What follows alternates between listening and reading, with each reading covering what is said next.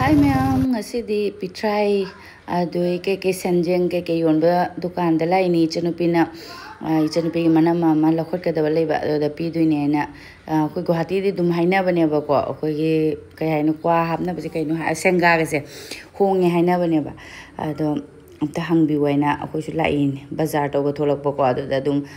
ningsang na koi su rieng ma lai ni sidi hongi ba sidi apa ba pitrai gi ne adu ga simsu khara hongi aduga sidi pitrai o mare ko asisina sisi hoji putroi sina senjeng aina bado ko adu gumba do mare mai rate se khetni ba suni alang bo se lising pire video calling to rogi halli ne ma sidi honge aidana ne ko mamangi se aduga asi simju kar honge sima pa ma pai se chatre ka ma pu asin lising ani makhai ke no ta ni ka awra ma sina lising hum ta ba ko ko gi asing ma asi su dum lupa lising ni muk pire aseng ba senjeng jina ga na te loini se pitrai senjeng khogi kare ha sanabun khoi un ba da ka un ba poti yaw do mo gi sanabun ga tang ni mangak sam si sang ani loi nei ra duga aina khai de ki pamjaba lai gi sanabun piktek to ba jei ni mani ne ko ado moi de video calling to ra ga yeng hali ni karamana phajaba karamana dum yeng halami ba ko ado lawbudi lawrak tri ba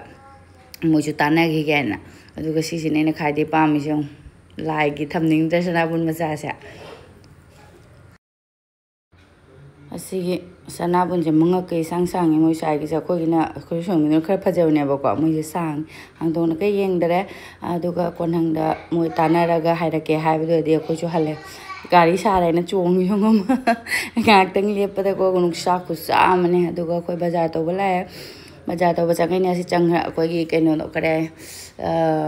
uyen chu yon bane ba ko do uyen do ina ngaura chaning ba hojik ti yumangi manina ne ramis ina ina uyen ngaura ga chaning ba ko uyen de phangdre katang theng na tawira lak ta ba gi ra khang de do changkhrang oina laure changkhrang ma pun se da mapun amad lupa tara hai ba ko ahum loge kun hai do de ahum go pore se oina chanaga ngaura ga di hawe haina bani ado chana de ting haudre dung ngau salurani adu ga sina usoi mari de lupa yang khai dani lawgra jai bo ko pan hawrai na lawraktre duga lebu lawre ma de ko lebu mahi sumba de lore nu sa sa ne lebu mahi suma thak pe lebu khar lawre bazar se tawbam bu khang de da ai di nga daw da mai na pangai te leisalaga su keno taw da ba hai ta umurok su lai de umurok sina pawa de lupa cham nang khai na hai ba 2 kg de lupa chatruk ta ba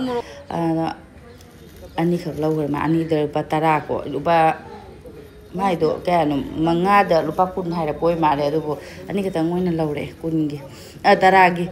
pawam lawra ga cha taw sala su ya ne cham nang ka tang hong ai jam kun hun ba lawe ya da ba gi ko adu di adu ani ka tang moina lawre adu ga dukan da koi po chei law ba di loe dukan changai ni se se kai no ai na koi pizza sem na ba gi moje la chis to di mane ba ko ado laite phangde aduga ko ji jum changam dai do ko gi ek thonga na panda kai phi jon mam le ba si chamna kai phuri se ngune bazari bai na dum ba lotion ba video ne adu yeng da isun naiti amaga lotion la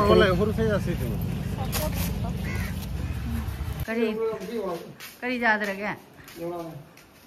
si ga kai la yo kamai kai ba kamai kai no si na no gi da si na do gari dure se se go akoi gari se sahi kya sura 2013 mathang chahi da ke expiry ho yani si renew to ko gari RTO pujala to din ga si no si jaw do gari e matha sai ni ai do na si le se color se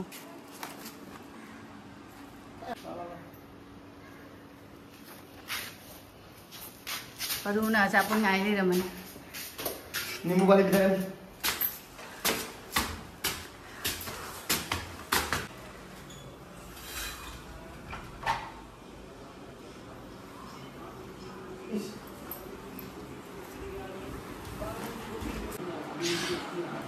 sa ko gì nhỉ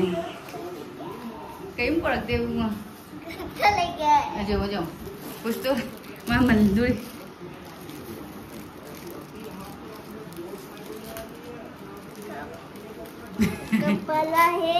kepala he eh siapa jauh ini emang kanjer ini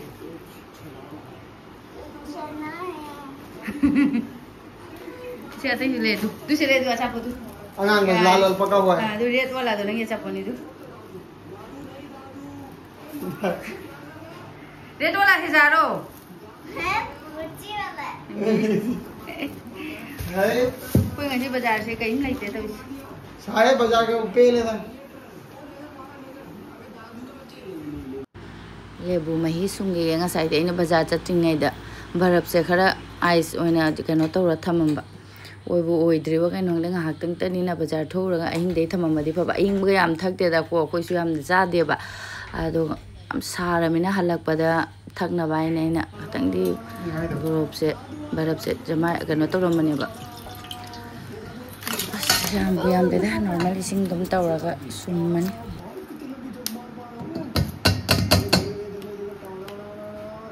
lamdera thamambani na yam oidre bara saabasina buaga asapur product de biscuit to inja gare ni kari biscuit na to yellow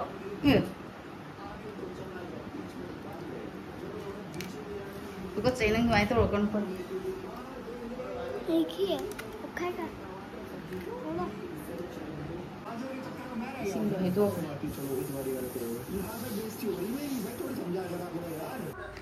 paru ka doine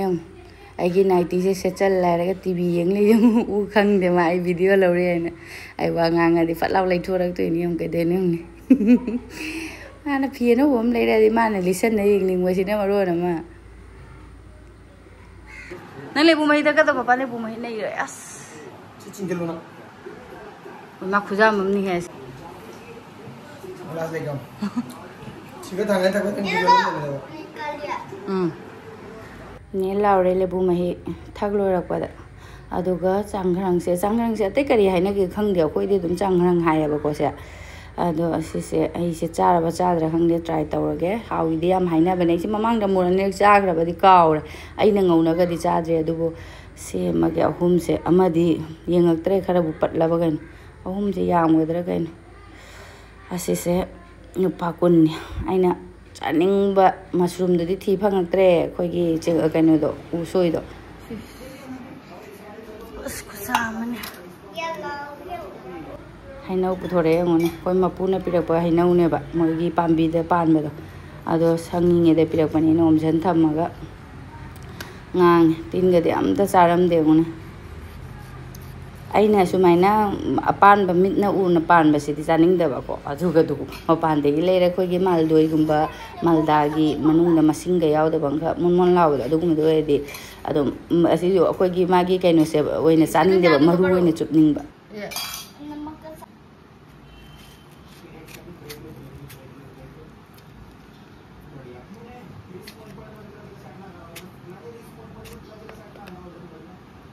दादे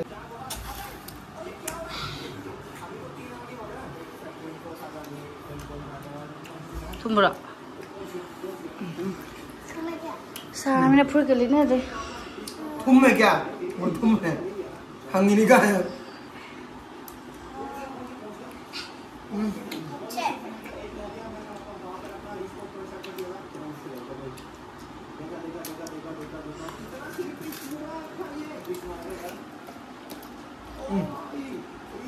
इतना तुम बोले ना kamba makhan ani ni thumda bado tham ice cream hem do sida akaino barap kari paru मेरे लिए करना kari आपने बोला था barap se mai do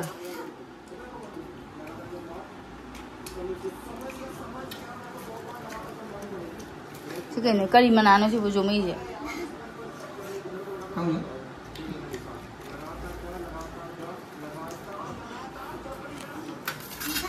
si amang auraga aduga aluga uriga mani ramis irolaba morok tauraga saning ngamara hakchak nungai de harak tora khang ne ha मुझे से जगह नहीं है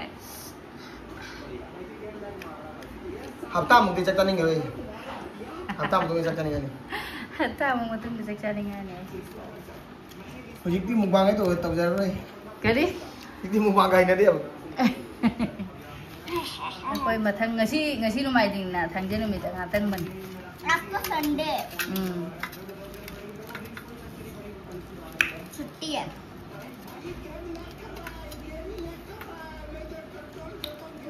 Saka tuh aja dah. Taruh sudah. Ayo jalan ke mana? Taruh sudah. Asing mana? Ayo mau kaya ke satu hoga. Caca ada kan? Taruh sudah asing magi. Asing cara. Ngale ga ina wala ina hipto kidana do idi thong draga de mo hawala ga thong wa di idi tallani de. Talla join ingal ngakan. Thong wa na.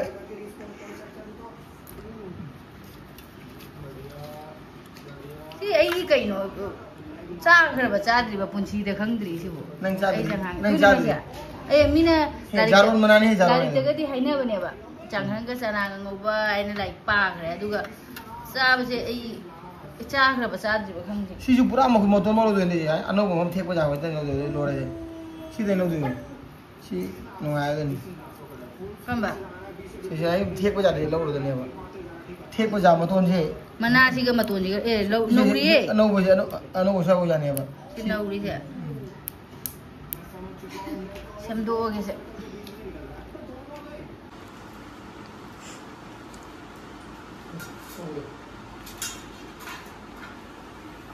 Si gue itu yang ini.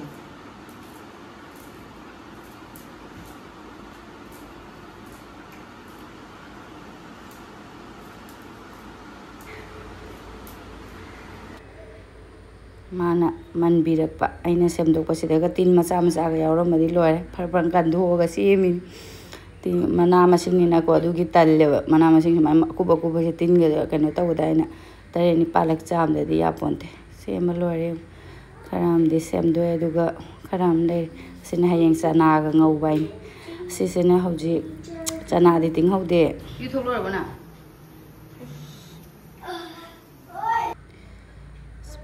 soyabin le soyabin go ina ngau se kan hawda hawre di khang ni soyabin ji di thau sum chang manina thau khatang nam na tawraga akoi gi ngasi gi mathen je iron ba maga duga soyabin siga thau khatang nam lap tawraga mana siga soyabin si go ina ngau rage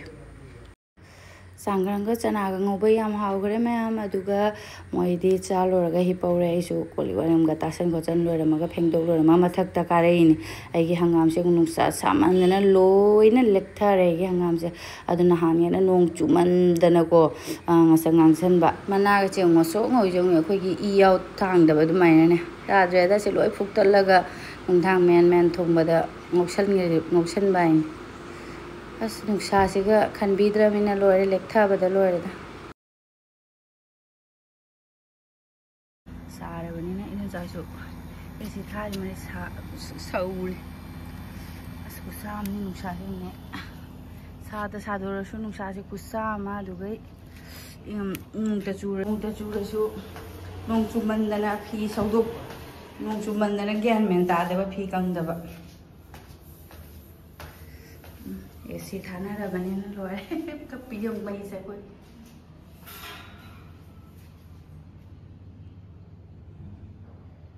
ka pi se uni se na koi ni ne dum sa wi ni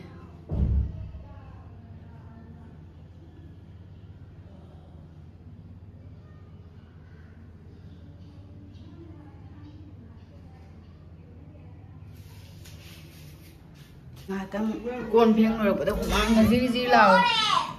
thế nó kém tha được không mà khát à tha được siêu cái sao rồi as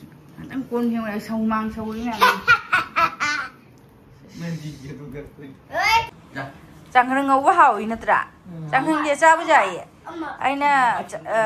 uyen lai ge chat pane aduga changkhrang phanga changkhrang hoye changkhrang chawai na tam na toi ni haowe ha kare ba uyen do thi phang te ngasi no mai jing bazar si da uyen lai dam dre thieng na toi ma le khoi chali to yung ani se point नहीं बदलेगा तो अभी तो बदलने से point नहीं point बाबू का handle हो गया अब जब तो बदलेगा उसे point सेम ही रहेगा मैट्रेस तो थारो द न मखा थारो इधर आई मशीन थोड़ा क्या ngatang tumin na ngatang potham Angale duty jahe do ni nang jaharaga thau hawrage na ko angang ani mana ko ne ket ket ket ket ket ket ket ket ket ket nang chin na bhajan thore hai akoi sa paru la lik tau re ai na nga ko tum ma ko cái mai to cái mà ai cho vui nó hay là cái tu mua hay rồi đấy cho vui nó hay đấy gì xí đấy quá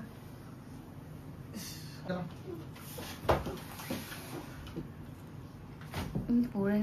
đánh tao đi mà ấy ba là tung mọ hậu dịch hay vụ ấy cho vui nó hay là cái siêu cây hay rồi bắt được nó chỉ có nói bài spelling style cái ai đi kì bút gì đấy cô cho nó hàng chỉ tại cái unit test này không mà tung bao giờ nhỉ ngã lại sao chơi bài lại rồi này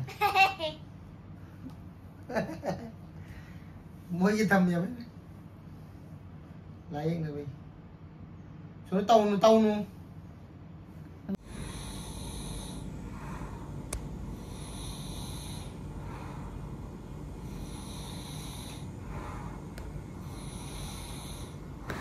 Mọi hôm thì phải dặn này xí mà khá thì hít bác nạc khô hô đi rồi nè Adô cái xe mà thắc cả ra bà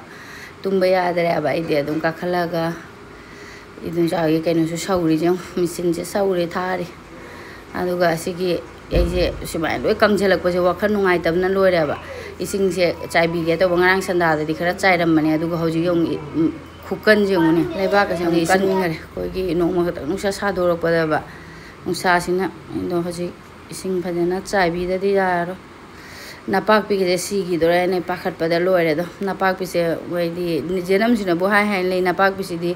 kano taw ri hai be na ko sa bada le ga oi di hai mi na ki ba do ngam si ong ya lo phok tat khara ga se ai je phi ma thang kha on thoke kai na hojik ti ya dre me am phi ke se prek prek lao ba ai du ni phi ke lo anh kang nu sa sa phi gi khala ga di nu nga ba sa pe khala ga di ra trên sai sa đồ bật hay xin hàng ngàm riêng xí xé chảo bằng ngâm để chúng pixel nghe là hàn phải dẫn là anh đi được thì càng xuôi mà cái nga thùng nga đã hấp vào mà đi cha cái quả rồi cái xí xé này cái nga cái áo tao bây giờ đi hao rồi trái này cũng thâm dần mà nè bạn ra được tre mà na xin riêng coi y thằng đầu này nó một số ngồi xuống riêng ngàm riêng hun là hàn là mà đi mang nga này em đi nông phải dẫn cha ra bạn à chính là nông cha tôi chút thật lên rồi soybean nè alu cái tôi men tôi ăn cái type đó si su cũng xoay dần là ga thật là cái cái nó thông dần là ngầu sân bài rồi này si lấy bạc xem si khúc cân chứ này lấy bạc xem tăng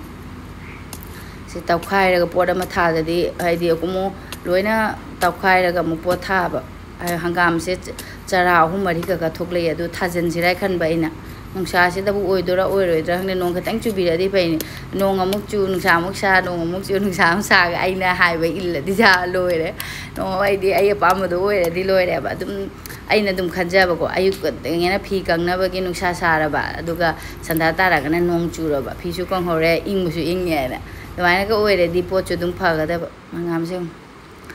thật là cái mà không nghe cái maru cái đi lâu bây giờ rồi maru hà này cái khá đi lấy maru đi lâu rồi tụm apa mana se lau thua ga ina men da hap sala ni se ta ngai se di lang se kra ge adu ga ju makha di thang lau ru gi ge mung de gi thang se na ta di ya de se gi le bak che khuk kan na ma adu na chai si na thu gai ba ya de ba adu se loi na thu gai ra ga si sing tha san gi ba ge ne amo aina han mamang tharam ba hangam sigi keno mafam sida mom ko moina keno tha bani chara humari khak le de ba ko hangam oidro ni dum thajan bani pambi humari khak le ba ado mamang de di adum comment so mayam na haibi re ko gi hangam se amamam ta thawai ne pambi ado ai pot mafam le je da ba gi aina ani ani thajan bani se naina ko gi tengnau tha bani sigi ma pak se maru oi namjali kai numit ta chong halak pa di eng bin ra se aduga se le hangam se masida ani khak le re chara se aduga somda ani am ga le re a he mai to kang abani na le ba ka se aina pa ku se pamu bana lo re bo si bra kai no hang ai ne si ma kha da tham si ai ba ma pa da ko gi kheki da gi su nung sa khar khar la ko en du su sa je re ni ai na ke tha je lage Mana pambi macha amaga khatang chawtak tawbam ga ngai tawra thare pambi taruk oira mare ina ani taruk natte pambi se mari khak oira mare ado ina mafam ahum tawra thoga tharage ado mi lakane na haire hojik se papa loisan garage aduga semaina ahum khakti semaina thare ko aduga mi lakane haira ko dodi aisu sum se thamame ising khatang khikchalamaga aduga nap jenam ga se khara ano taw kharage leba khara lei yenam khara lele aduga alu gi bora amaga aduga yenam gi bora khara ga tawraga mi lak bada sana bagi aisu mathak tai kumthara makha papap thabak loisal lairaga ko moine hibnara mafam singa do loisal la papap loisal lak pada adum mosi lakpa matam yorani jenam se aina sumaina sindo ba pa aidi sang na ta tawre khangene ba ba asina bora se hawi haina budodi aina dum tawni sang na ko gi bolero bora aina ko sanadi ko ado hojikti ngatang diwali moi lae aina hairakpaga haurage hojik indhagrade mu bora se hawro thau su loi gare refine fortune geni ijalage aduga moi lae haibaga haurage I bora se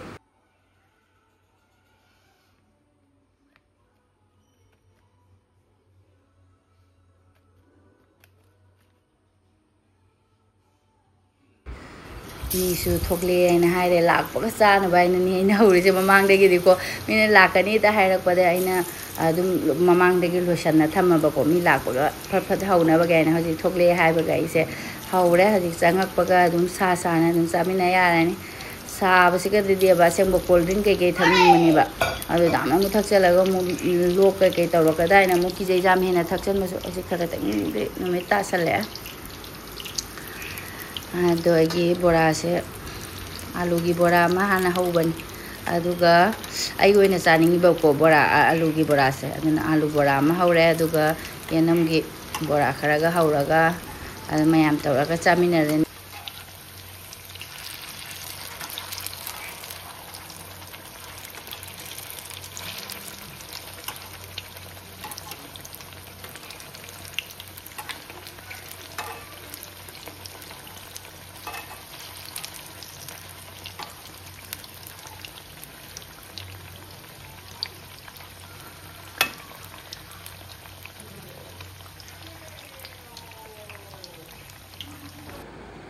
ado mayam ngasi gidi egi video se matang khida loisanjarage mayam lae di saga tawraga ngasi sandagi borane yena alu gi borane jenam gi borane tawraga mayam saminarage video se matang khida loisanjarage egi mathangi video da muk thengnaras bye